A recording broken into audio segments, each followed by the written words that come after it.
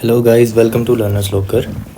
Guys, आज हमारी इस सीरीज़ का थर्ड चैप्टर है जिसका नाम है preamble of the constitution. And इससे पहले हमने किया था sources of Indian constitution. Hope आप सबको वो लेक्चर अच्छा लगा हो, पसंद आया हो। एंड अगर कोई डाउट है तो आप कमेंट सेक्शन में हमसे पूछ सकते हैं। एंड गाइस, हर एक लेक्चर की जो हैंड रिटन नोट्स हैं वो जल्द ही आपको प्रोवाइड कर दिए जाएंगे हमारी वेबसाइट पे। एंड हमने अभी अपना एक टेलीग्राम चैनल भी ओपन किया है गाइस, जहाँ पे आपको हर एक लेक्चर की पीपीटीज प्रोवाइड कर दी जाती हैं। तो आप हमें टेलीग्राम पे ज्वाइन कर सकते हैं। लिंक जो है वो डिस्क्रिप्शन में गिवन है, राइट। तो बिना टाइम गवाए चलिए आज के टॉपिक पे चलते हैं, जो कि है preamble of the constitution, right. तो देखिए गाइस, ये आपको सामने दिख रहा है हमारा प्रीएम्बल, राइट। अब इस प्रीएम्बल में लिखी हर एक बात आपको पता होनी चाहिए, क्योंकि एग्ज़ाम पॉइंट ऑफ व्यू से ये बहुत इंपॉर्टेंट चीज़ है, राइट। चलिए देखिए क्या लिखा गया है इसमें। फर्स्ट ऑफ ऑल यहाँ पे लिखा गया है we the people of India. We the people of India पे देखिए, इसमें भी आपको एक फैक्ट बता देता हूँ मैं। इसमें गाइस वोटिंग हुई थी। इसमें वोटिंग क्या हुआ था कि दो लाइन्स थी इसमें। पहली थी we the people of India and second थी on the name of God, on the name of God, right. देखिए, we the people of India में जनता प्रधान है। एंड अगर हम on the name of God उठा लेते तो क्या होता? तो गाइज फिर रिलीजन एंड भगवान के बेसिस पे जज कर सकते थे लोगों को। बट यहाँ पे जनता प्रधान है, इसलिए जो वोटिंग के बेसिस पे जीता गया we the people of India, and इसको निकाल दिया गया, on the name of God को निकाल दिया गया। एंड यहाँ पे इसको अडॉप्ट किया गया था प्रीएम्बल में, राइट। तो ये आपको समझ आ गया। उसके बाद देखिए कुछ एक वर्ड्स आते हैं हमारे पास, जैसे sovereign, socialist, secular, democratic and Republic. ये जो गाइस 5 वर्ड्स हैं, ये डिफाइन करते हैं हमारा nature of constitution, nature of constitution, right. इसी पे बेस्ड है हमारा सारा कॉन्स्टिट्यूशन। मतलब ये वर्ड जो हैं वो डिफाइन कर रहे हैं nature of the constitution, right. इसको हम सेपरेटली आगे स्लाइड्स में देखेंगे, हर एक वर्ड को डिटेल में करेंगे, राइट। उसके बाद गाइज नेक्स्ट वर्ड्स आपको यहाँ पे देखने को मिल जाएंगे justice, liberty, equality and fraternity. ये डिफाइन करते हैं ऑब्जेक्टिव ऑफ कॉन्स्टिट्यूशन।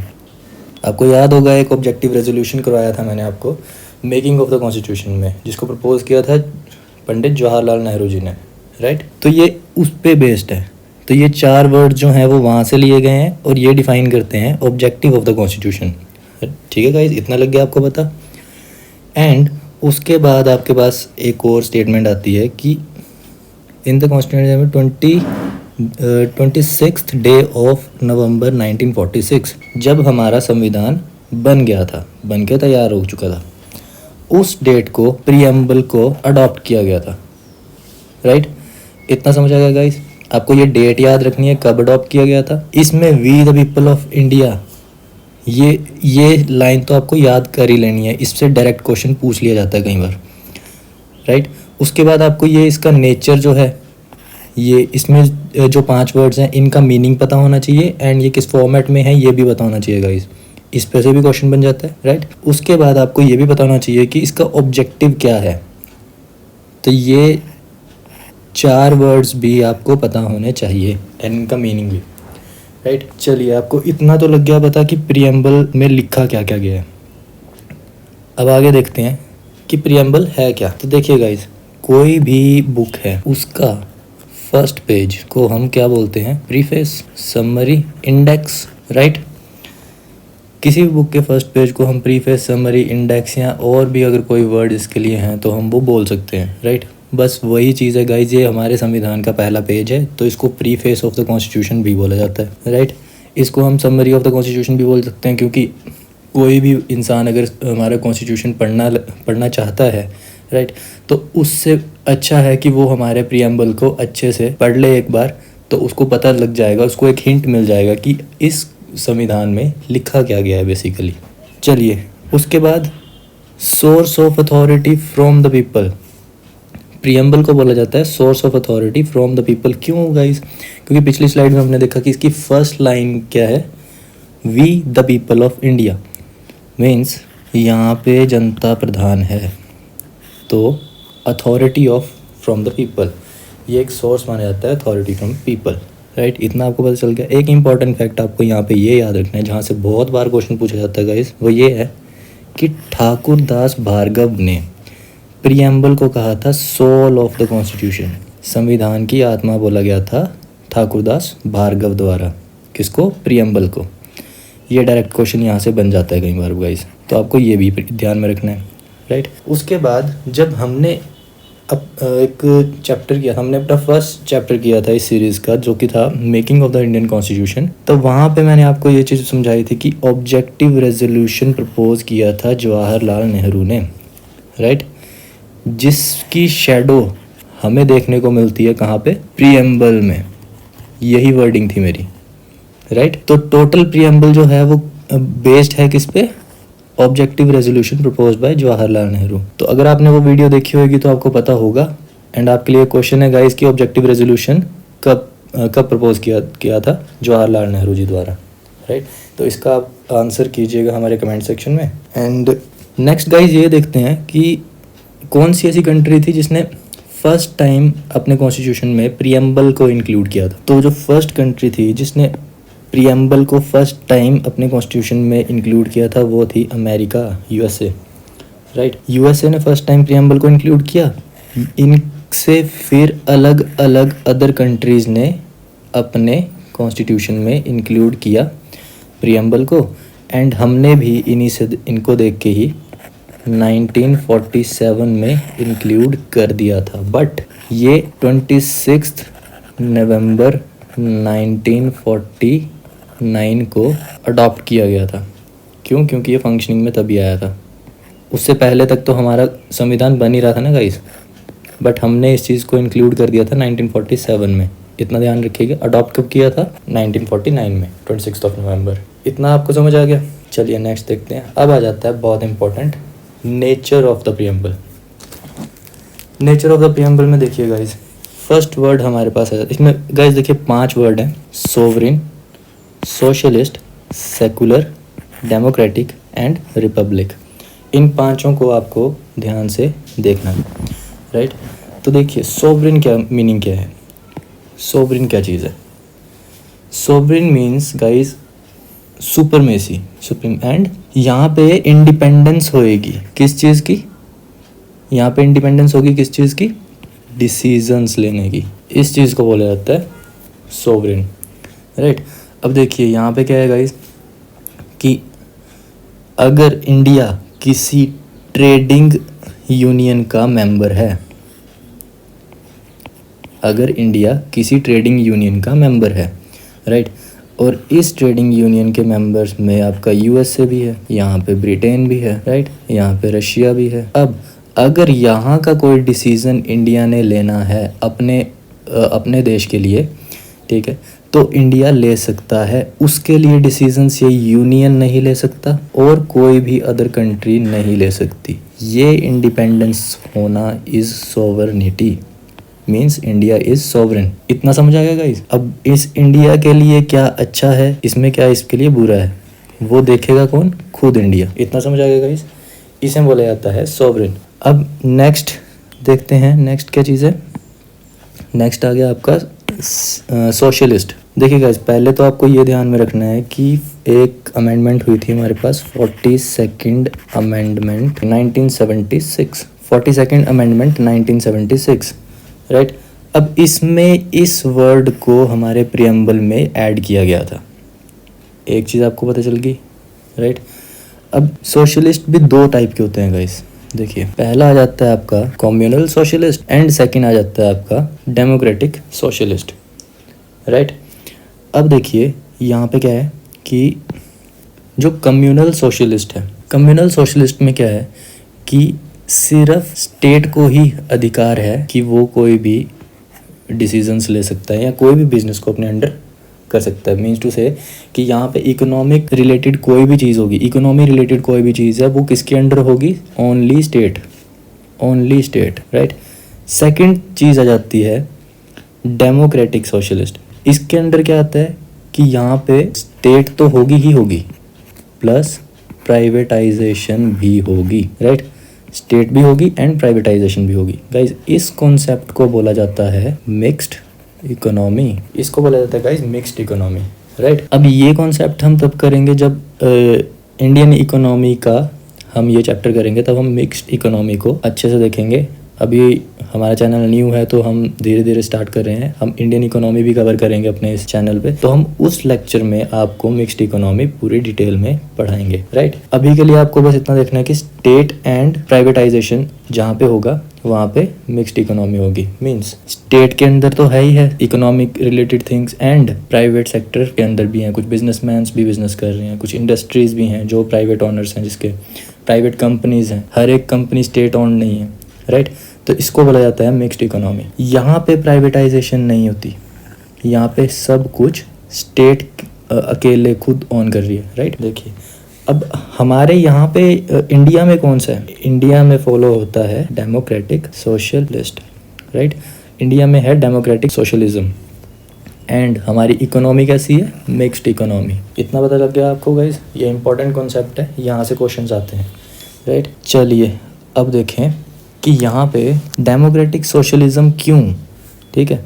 तो डेमोक्रेटिक सोशलिज्म इसलिए है यहाँ पे to end poverty, inequality, diseases, ignorance, right. देखिए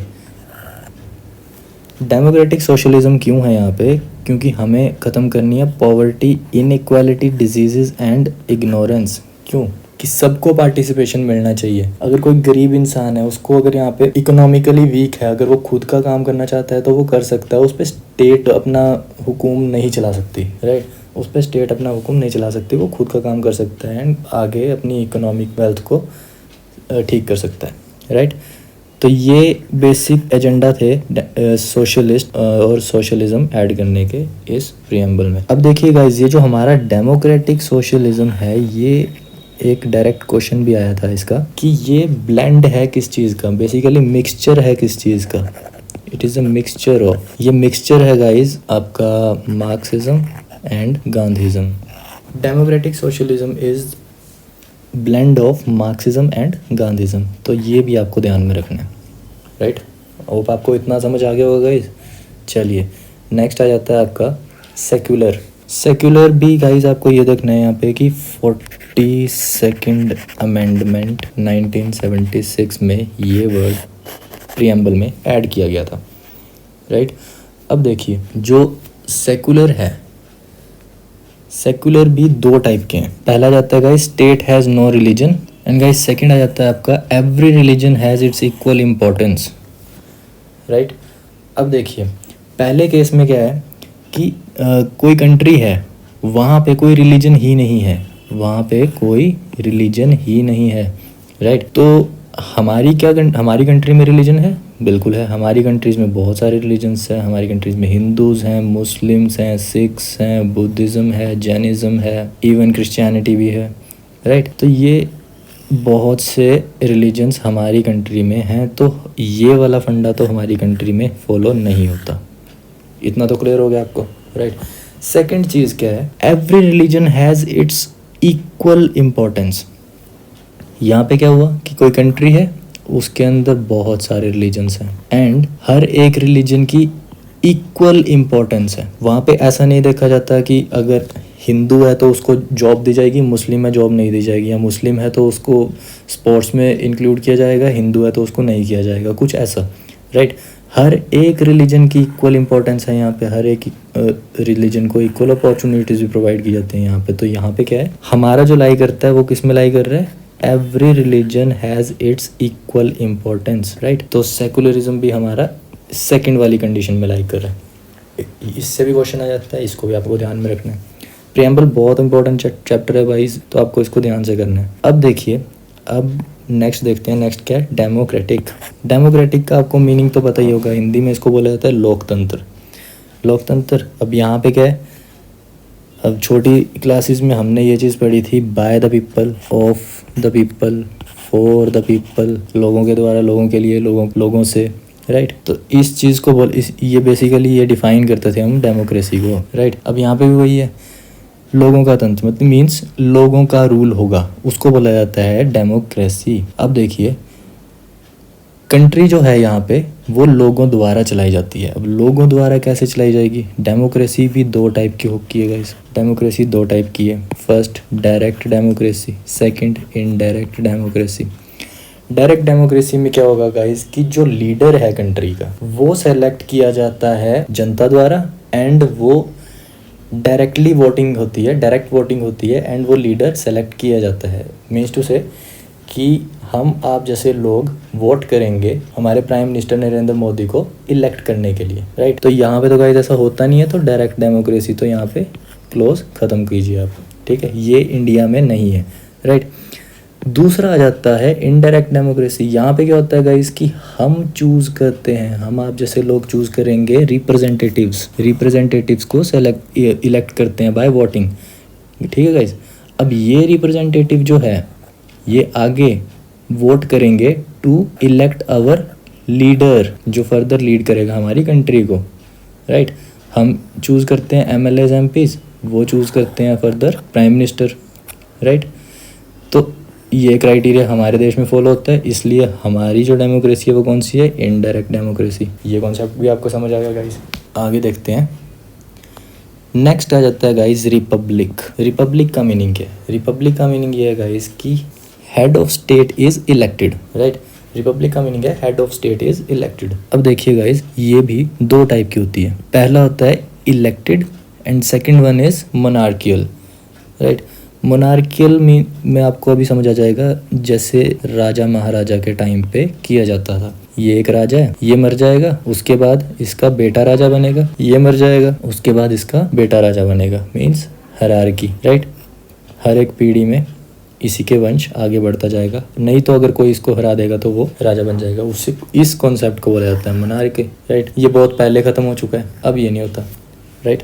अब क्या होगा? इलेक्ट होएगा। इलेक्ट कैसे होएगा गाइस? बाय वोटिंग एंड जो पर्सन इलेक्ट होएगा वो कैसे? For fixed term. इलेक्ट होगा वोटिंग से एंड होगा किससे? फिक्स्ड टर्म के लिए, मीन्स एक पर्टिकुलर टाइम के लिए। फॉर एग्जांपल जो हमारे प्रेसिडेंट हैं वो 5 साल के लिए इलेक्ट किए जाते हैं, 5 साल के बाद दोबारा से इलेक्शंस होंगे एंड फिर अगर को वही आते हैं तो ठीक है, नहीं आते हैं तो कोई और पर्सन जो इलेक्ट होएगा वो आ जाएगा, राइट। पर सबको चांस दिया जाता है बेसिकली, ऐसा कुछ नहीं है कि प्रेसिडेंट का बेटा प्रेसिडेंट बनेगा, वैसा नहीं होता गाइस, ठीक है। चलिए इतना आपको लग गया पता। नेक्स्ट आ जाता है गाइस ऑब्जेक्टिव ऑफ प्रीएम्बल। अब ऑब्जेक्टिव ऑफ प्रीएम्बल में 4 मेजर वर्ड्स हैं जो आपको ध्यान में रखने हैं। वो क्या क्या हैं? Justice, liberty, equality and fraternity, ठीक है गाइस। अब देखिए पहले जस्टिस। जस्टिस मीन्स न्याय। अब जस्टिस किस चीज़ में? Social, economic and political justice. ये एज इट इज़ वर्ड इसी फॉर्म में प्रीएम्बल में लिखे गए हैं, तो ये आपको ध्यान में रखने हैं, ठीक है guys. Social, economic and political justice, right. Equal treatment होनी चाहिए सबके साथ, मीन्स टू से कोई अमीर है, कोई गरीब है, मेल है, फीमेल है, राइट, अपर कास्ट है, लोअर कास्ट है, इन सब के साथ इक्वल ट्रीटमेंट होनी चाहिए कोर्ट में, in front of law equal treatment होनी चाहिए इन सब के साथ। First concept, right. दूसरा गाइज ये है कि जिन लोगों के पास रिसोर्सेज नहीं पहुंच पाते, जो लोग बहुत बैकवर्ड इलाकों से बिलोंग करते हैं जहाँ पे रिसोर्सेज की बहुत ज़्यादा कमी है, लाइक वहाँ पे बिजली भी नहीं पहुँचा पाई सरकार अभी तक, उन चीज़ों उनको बोला जाता है बैकवर्ड एरियाज एंड वहाँ के लोगों को बोला जाता है बैकवर्ड पीपल। अब इन लोगों को इक्वल अपॉर्चुनिटी दी जानी चाहिए, राइट। तो इन लोगों को इक्वल अपॉर्चुनिटीज़ एंड इनकी हालात में इम्प्रूवमेंट होगी कैसे? रिसोर्सेज प्रोवाइड करके, जो सब्सिडीज़ प्रोवाइड करिए गवर्नमेंट, राइट। इनको इक्वल अपॉर्चुनिटीज़ दी जानी चाहिए, जैसे अभी ST कोटा, राइट, ये इनको मिल रहा है। तो ऐसी बहुत सारी चीज़ें हैं जिससे इनको इनकी हालात में इम्प्रूवमेंट की जा सकती है, राइट। तो ये भी जस्टिस में आता है। Than equal political rights. Equal political rights में ये है गाइस कि गरीब या अमीर में फ़र्क नहीं होना चाहिए, हर एक इंसान को इक्वल अपॉर्चुनिटी मिलनी चाहिए कि वो अपनी कंट्री को लीड कर सके। जैसे इसका तो लाइव एग्जांपल हमारे सामने है गाइस कि ज़रूरी नहीं है कि कोई अमीर, कोई IAS ऑफिसर ही प्राइम मिनिस्टर बन सकता है, ऐसा ज़रूरी नहीं है। कोई चाय बेचने वाला भी प्राइम मिनिस्टर बन सकता है, for example Modi ji, right. इसका लाइव एग्जांपल हमारे सामने है, तो ये तो आपको समझ आ ही गया होगा गाइस। ठीक है गाइस, तो आपको ये 3 चीज़ें ध्यान में रखनी है, social, economic and political justice. पहला ऑब्जेक्टिव क्लियर हो गया। चलिए नेक्स्ट देखते हैं, लिबर्टी। लिबर्टी क्या होती है गाइस? आज़ादी। आज़ादी किस चीज़ की? Thought, expression, belief, worship, faith.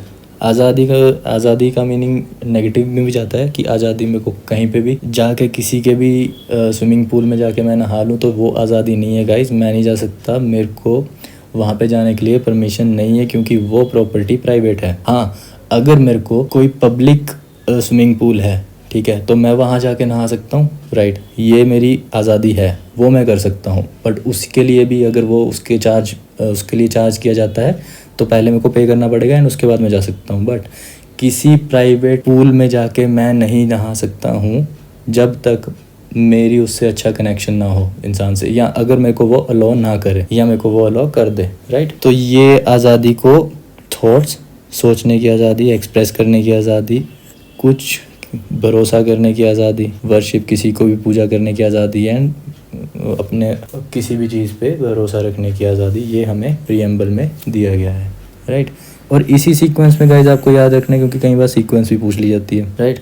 चलिए नेक्स्ट आपके पास आ जाता है इक्वालिटी।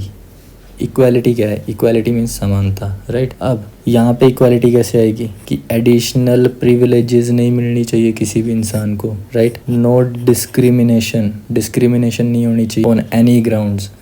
मेल फीमेल में डिस्क्रिमिनेशन नहीं होना चाहिए, कलर में डिस्क्रिमिनेशन नहीं होना चाहिए, गोरा काला, राइट। देन रीजन बेस पे डिस्क्रिमिनेशन नहीं होना चाहिए, जैसे अगर कोई हिमाचल प्रदेश से है तो और एंड कोई सिक्किम से है तो ऐसा डिस्क्रिमिनेट नहीं करना चाहिए, राइट। ऐसे बहुत सी चीज़ें हैं, तो ये हम देखेंगे जब हम इक्वालिटी का कॉन्सेप्ट देखेंगे अपने फंडामेंटल राइट्स में, तब हम इसको डिटेल में करेंगे, राइट। ठीक है गाइस, आगे civil, political and economic rights मिलने चाहिए, राइट।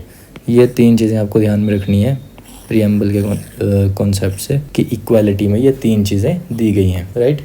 कौन कौन सी चीज़ें हैं? एडिशनल प्रिविलेजेस नहीं मिलनी चाहिए, डिस्क्रिमिनेशन नहीं होना चाहिए on any grounds, and civil, political and economic rights मिलने चाहिए, राइट। चलिए इस चीज़ को गाइज, इक्वालिटी को हम कवर करेंगे अपने फंडामेंटल राइट्स में, एंड इसका कुछ पार्ट आपका कवर हो जाता है डायरेक्टिव प्रिंसिपल्स में भी, राइट। चलिए नेक्स्ट चलते हैं। Next is fraternity. Fraternity means भाईचारा, ब्रदरहुड, राइट। अब देखिए प्रीएम्बल में इसको कैसे लिखा गया है। देखिए प्रीएम्बल में इसको गाइज ऐसे शो किया गया है, to assure dignity of individual, unity and integrity of nation. Ditto कुछ ऐसा ही लिखा गया है प्रीएम्बल में फ्रेटर्निटी के लिए।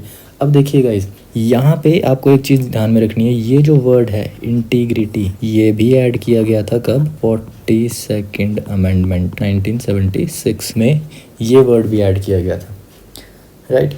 अब कई बार क्वेश्चन ये पूछ लिया जाता है कि 42nd अमेंडमेंट एक्ट 1976 में ऑब्जेक्टिव्स में कौन सा वर्ड, ऑब्जेक्टिव ऑफ प्रीएम्बल में कौन सा वर्ड ऐड किया गया था, तो वहाँ पे सभी वर्ड्स आ जाएंगे, आपको देखने को मिल जाएंगे कि जो ऐड हुए थे। बट इंटीग्रिटी एक ऐसा वर्ड है जो ऑब्जेक्टिव्स में ऐड हुआ था, बाकी 2 जो हैं वो नेचर में ऐड हुए हैं गाइस, वो डिफाइन करते हैं नेचर कॉन्स्टिट्यूशन का, राइट। चलिए फ्रेटर्निटी भी हो गया, नेक्स्ट देखते हैं गाइस। अब प्रीएम्बल के बारे में हमने देख लिया कि प्रीएम्बल में वर्ड्स क्या है, इसमें क्या लिखा गया है, हमने वो हर एक चीज़ देख ली है। पर क्या प्रीएम्बल जो है वो पार्ट है कॉन्स्टिट्यूशन का? इसके लिए आपको ये 3 केस याद रखने हैं। पहला केस 1960 में बैरोबेरी केस हुआ था गाइस, ठीक है। 11 जजेस की सिटिंग हुई थी इस केस में, एंड सुप्रीम कोर्ट की इसमें फाइनल वर्डिक्ट ये थी कि preamble is not a part of constitution, means कि प्रीएम्बल जो है वो पार्ट नहीं है हमारे संविधान का, ठीक है गाइज। इसमें देखिए गाइज, आपको केस के अंदर नहीं घुसना है, आपको केस में क्या हुआ था, कब सबूत आए, कब गवाह मुकर गए, कब क्या हुआ, आपको इस चीज़ में नहीं घुसना है। हम पढ़ रहे हैं पेपर पॉइंट ऑफ व्यू से, तो हमें बस इतना देखना है कि डेट याद रखनी है, कब ये हुआ, कौन सा केस था, केस का नाम पता होना चाहिए, फाइनल वर्डिक्ट क्या थी, कंक्लूजन क्या निकला, एंड मैक्स टू मैक्स आपको ये याद रख लेना है कि कितनी सिटिंग थी जजेस की। देखिए अब यहाँ पे क्या है, पहला क्वेश्चन आपको ये मिल गया, और ये तीनों के तीनों इंपॉर्टेंट है, यहाँ से क्वेश्चंस देखे हैं मैंने पर्सनली, ठीक है। अब देखिए 1960 में केस हुआ था, बेरबरी केस हुआ था, 11 जजेस की सिटिंग थी, प्रीएम्बल पार्ट नहीं है भाई, ये बोला गया, राइट। उसके बाद 1973 में केशव नंदा भारती केस हुआ। केशव नंदा भारती केस में मैक्सिमम सिटिंग थी गाइज, इस केस में गाइज मैक्सिमम सिटिंग थी सुप्रीम कोर्ट के जजेस की, वो थी 13 जजेस बैठे थे गाइज, ये मैक्सिमम सिटिंग थी आज तक की सुप्रीम कोर्ट के जजेस की, राइट। और इसमें प्रीएम्बल को कंसिडर कर दिया था एक पार्ट कॉन्स्टिट्यूशन का और इम्पोर्टेंट पार्ट कॉन्स्टिट्यूशन का, राइट। सुप्रीम कोर्ट की फाइनल वर्डिक्ट ये थी कि preamble is a part of constitution and important part of constitution, ये था, राइट। अब यहीं पे इसी केस में हमें एक और चीज़ भी मिली थी, उसको बोला जाता है बेसिक स्ट्रक्चर। अब बेसिक स्ट्रक्चर बहुत इंपॉर्टेंट चीज़ है कॉन्स्टिट्यूशन के अकॉर्डिंग, राइट। तो इस चीज़ को हम देखेंगे अपने नेक्स्ट वीडियोस में जब भी हम इसको पढ़ेंगे, राइट। तो आपको अभी के लिए बस इतना ध्यान में रख लेना है कि 1973 में केशव नंदा भारती केस में ही जो है वो बेसिक स्ट्रक्चर हमारे को मिला था, राइट। नेक्स्ट आ जाता है आपके पास 1995 LIC ऑफ इंडिया केस। यहाँ पे सुप्रीम कोर्ट की फाइनल वर्डिक्ट थी कि preamble is an integral part of constitution, right. अब देखिए 3 चीज़ें आ गई भाई, 3 क्वेश्चंस मिल गया आपको। पहला, कौन सा ऐसा केस था जिसमें प्रीएम्बल को कंसिडर नहीं किया गया था पार्ट कॉन्स्टिट्यूशन का, तो वो था हमारे पास बेरुबरी केस, जो कब आया था 1960 में, राइट। सेकंड क्वेश्चन आ जाता है आपके पास कि कौन से केस में प्रीएम्बल को एक पार्ट कंसिडर कर दिया गया था सुप्रीम कोर्ट के द्वारा, राइट। तो वहाँ पे केशव नंद भारती केस आ जाएगा, ठीक है। एंड थर्ड क्वेश्चन आपके पास यहाँ पे बनता है कि कौन से केस के अंडर प्रीएम्बल को एक इंटीग्रल पार्ट कंसिडर कर दिया गया था कॉन्स्टिट्यूशन का, तो वो हो गया था आपका LIC केस, राइट। इतना तो आपको समझ आ गया। अब सुप्रीम कोर्ट की फाइनल वर्डिक्ट क्या थी गाइस, वो थी preamble an important and integral part of constitution, right. But इसकी एक लिमिटेशन भी रखी इन्होंने, वो क्या थी कि preamble is neither a source of power for state nor restrict the power of state. ना तो प्रीएम्बल सोर्स है गवर्नमेंट की पावर का, राइट, ना गवर्नमेंट की पावर का ये सोर्स है, और ना ही ये उसकी पावर को रिस्ट्रिक्ट करता है, ठीक है गाइस। तो ये इन स्टेटमेंट्स पे भी क्वेश्चंस बना देता है कमीशन, तो इसको भी आपको ध्यान में रखना है। हर एक वर्ड को आपको ध्यान से करना है गाइस, ये इस चैप्टर से कहीं से भी क्वेश्चन आ जाता है, बट मैं आपको इतना श्योर कर रहा हूँ कि ये जो हम पढ़ रहे हैं इसके बाहर क्वेश्चन बन ही नहीं सकता, बहुत मुश्किल से क्वेश्चन बन पाएगा, अगर बनेगा भी तो, राइट। तो आपको ध्यान से करना है। अब देखिए इतना तो आपको समझ आ गया। अब देखिए क्या प्रीएम्बल पार्ट है कॉन्स्टिट्यूशन का, तो yes, preamble is a part of constitution. Preamble is even an important and integral part of constitution, right. देखिए नेक्स्ट क्वेश्चन हमारे पास ये बनता है, कैन वी अमेंड प्रीएम्बल, क्या प्रीएम्बल को अमेंड किया जा सकता है? तो बिल्कुल किया जा सकता है गाइस, प्रीएम्बल को अमेंड किया भी गया है, इवन प्रीएम्बल को अमेंड किया जा सकता है। एक ही बार अमेंड हुआ है अभी तक, एक बार अमेंड हुआ है। वो कौन सी अमेंडमेंट थी? 42nd amendment act 1976। ये जो चीज़ है इसको बोला जाता है मिनी कॉन्स्टिट्यूशन। क्यों बोला जाता है गाइज इसको मिनी कॉन्स्टिट्यूशन? क्योंकि आधे से ज़्यादा संविधान तो गाइज इसी अमेंडमेंट एक्ट में लिख दिया गया है। बहुत सी ऐसी चीज़ें हैं जो इस अमेंडमेंट एक्ट में लाई गई थी, राइट। तो वो हम आगे पढ़ेंगे कौन कौन सी ऐसी चीज़ें थी जो आई थी। अभी आपको देख लेना है कि प्रीएम्बल भी जो अमेंड हुआ था वो 42nd अमेंडमेंट एक्ट 1976 के अंडर हुआ था, एंड इसमें अमेंड हमने किया गया था। नया क्या आया था इसमें? तो गाइज इसमें 3 नए वर्ड्स आए थे जो हमने पहले भी देखे स्लाइड्स में, अभी देख लेते हैं। सोशलिस्ट, सेकुलर एंड इंटीग्रिटी, ये 2 वर्ड्स आते हैं नेचर, और ये आ जाते हैं आपके ऑब्जेक्टिव में। ऑब्जेक्टिव में कहाँ पे? फ्रेटर्निटी में, राइट। चलिए आपको इतना भी समझ आ गया कि प्रीएम्बल को अमेंड भी किया जा सकता है। कितनी बार हुआ है? एक बार हुआ है। कौन सी अमेंडमेंट एक्ट में हुआ था? तो 42nd अमेंडमेंट एक्ट 1976 में हुआ। एंड क्या ऐड हुआ था? तो इसमें 3 नए वर्ड ऐड हुए थे। कौन कौन से? सोशलिस्ट, सेकुलर एंड इंटीग्रिटी, जिसमें सोशलिस्ट एंड सेकुलर तो आ जाते हैं आपके नेचर में, एंड इंटीग्रिटी आ जाता है आपका under fraternity, under objectives of the constitution, right. इतना आपको समझ आ गया। नेक्स्ट गाइज, अब ऑलमोस्ट ये चैप्टर कंप्लीट ही है। बस आपको कुछ एक चीज़ें इसमें याद रखनी है। वो क्या है कि प्रीएम्बल जो है वो हमने लिया कहाँ से है। तो ये गाइज अगर आपने सोर्सेज ऑफ द कॉन्स्टिट्यूशन नहीं देखा है तो प्लीज़ जाके उसको देख लीजिए। उसमें मैंने हर एक चीज़ बताई है कि कौन सी चीज़ हमने कहाँ से ली है, किस कंट्री के कॉन्स्टिट्यूशन को एनालाइज करके हमने इंक्लूड की थी अपने कॉन्स्टिट्यूशन में। तो आप उस चीज़ को देख सकते हैं वहाँ पे, राइट। तो यहाँ पे भी देख लीजिए प्रीएम्बल जो है वो हमने लिया कहाँ से है, अमेरिका से, but language of the preamble हमने कहाँ से लिया है, वो लिया है हमने ऑस्ट्रेलिया से। ये दो चीज़ें आपको याद रखनी है। तीसरा क्वेश्चन गाइज, ये मैंने कहीं पे पढ़ा था तो मैं आपको साथ शेयर कर रहा हूँ कि federal and country are not mention in preamble. तो ये बिल्कुल सही है, फेडरल एंड कंट्री जो है वो प्रीएम्बल में मेंशन नहीं है, राइट। चौथी चीज़ आपको ये याद रखनी है कि जी ऑस्टिन ने अब इंडियन फेडरलिज्म को बोला है कोऑपरेटिव फेडरलिज्म, राइट। इसका डायरेक्ट क्वेश्चन देखा था मैंने गाइस, इसमें मैंने इंक्लूड किया है, तो आपको ये भी याद रख लेना है। नेक्स्ट चीज़ आपको याद रखनी है कि केसी वेयर ने इसी चीज़ को बोला है क्वासी फेडरल, राइट। तो ये चीज़ भी आपको ध्यान में रखनी है गाइस, इस चीज़ को आपको ध्यान में रखना है। ये पूरा मैंने इसीलिए रिमेंबर में डाला है, तो आप इसको ध्यान में रख लीजिएगा। तो यहाँ पे आपका प्रीएम्बल ख़त्म होता है गाइस, इसमें आपका सब हर एक चीज़ मैंने कवर करने की कोशिश की है, राइट। और अगर इससे रिलेटेड आपको कोई भी क्वेरी है तो आप हमारे कमेंट सेक्शन में उसको पुट कर सकते हैं, हम डेफिनेटली उसको रिजॉल्व करने की कोशिश करेंगे, राइट। एंड अगर गाइज आपको वीडियो पसंद आती है तो प्लीज़ इसको लाइक कीजिए एंड शेयर कीजिए अपने दोस्तों के साथ, ताकि उन तक भी ये इन्फॉर्मेशन पहुंच सके।